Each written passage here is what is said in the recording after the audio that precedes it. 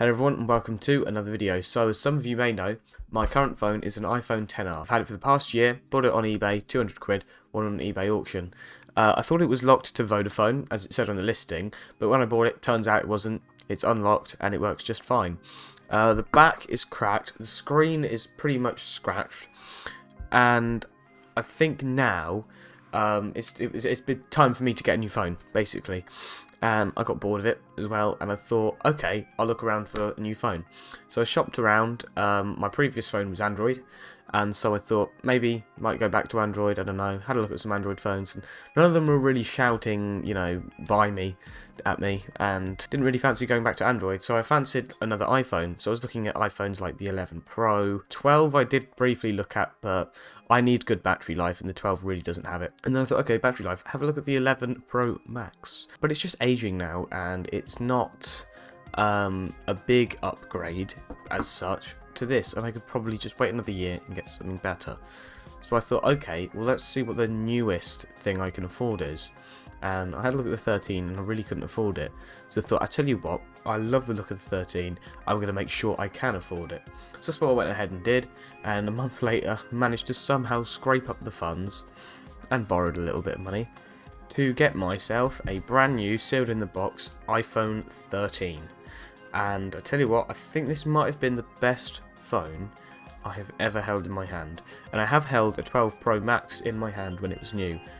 I didn't really like it that much. But this, I think I can safely say that this, for a start, is a lot better than this. And that this is very well the best phone I have ever had. And that is after a couple of days using it, of course. I'm yet to see what it's like to use long term. But everything I've noticed different about this phone, or everything new that I have seen on this phone, is just amazing. And I do not understand why you'd want the 13 Pro Max, unless for the camera. And this is my opinions on it. So for a start, one of the biggest controversies was when the iPhone 12 came out and they made the box small and they stopped including the charger. What are my opinions on that? Although it doesn't really bother me that much because I have already got leads and chargers and all that sort of thing, I don't have any USB Type-C chargers. And that annoys me because I can't use the charging cable that this comes with. But it's not the end of the world, and it doesn't bother me too much, but I can understand why this would piss a lot of people off. And it does annoy me a bit, but it is what it is. It doesn't really bother me that much. So in terms of design, it is a very stylish looking phone. I have put a screen protector on it, but you probably can't even tell. It's a very stylish looking phone. It's obviously now got the squared edges, so it's all flat around here. And it's not as comfortable to hold in the hand at first, but eventually, actually, you do get used to it. But what I have found is when you do put a case on it, it does feel a lot chunkier than when you put a case on this, even though actually these phones are thicker than these. So that is one thing to bear in mind. But in terms of the way it looks, it is a very nice looking phone. It feels good in the hand, but not as good as the old phones did. But it's still, it's a fucking spectacle to look at, I must say. The cameras are a lot bigger on the back. Doesn't bother me, and the cameras have to be bigger to be better, and they are better. They're a hell of a lot better. The camera on this is just amazing. The front camera is still about average in terms of iPhone, so of course the front camera isn't average in general, but in terms of iPhone, it hasn't blown its predecessors out of the water.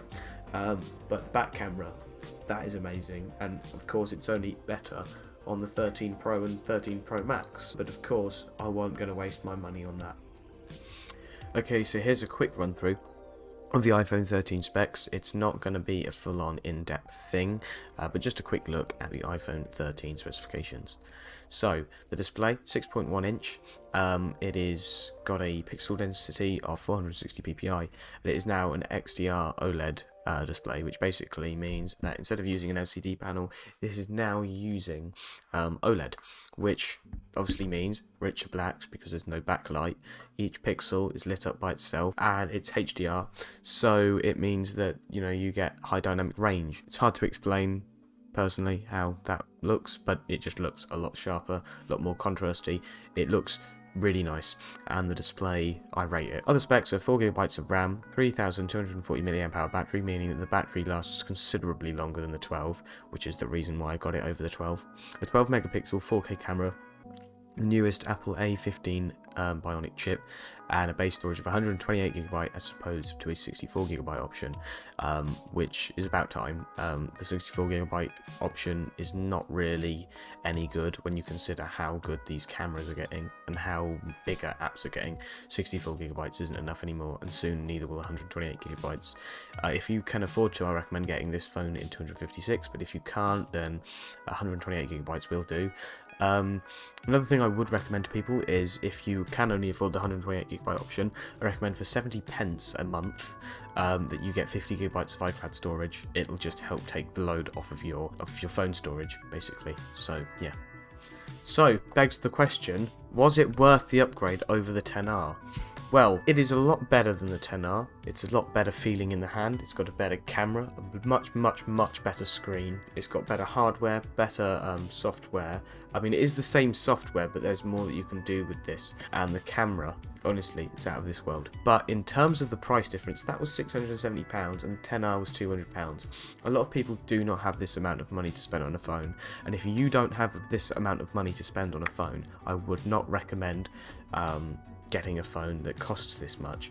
There are other very good options like the 11 Pro, like I said before, and even the 12 if you're a light user, but this 200 quid was easy to live with, whereas the 13 I am worried about breaking it or having it lost or something like that. But that is generally the case when it comes to owning an expensive phone. But I do feel as though there's a really cool factor about this phone and all the improvements it has over the 10R, and I personally believe it to be worth it, but many other people will not agree with that, and that's fine. I completely sympathise with the point of view that people like to get a cheap phone for a little while, not have to worry about it, and if it gets stolen, broken or anything like that, they can just get another one.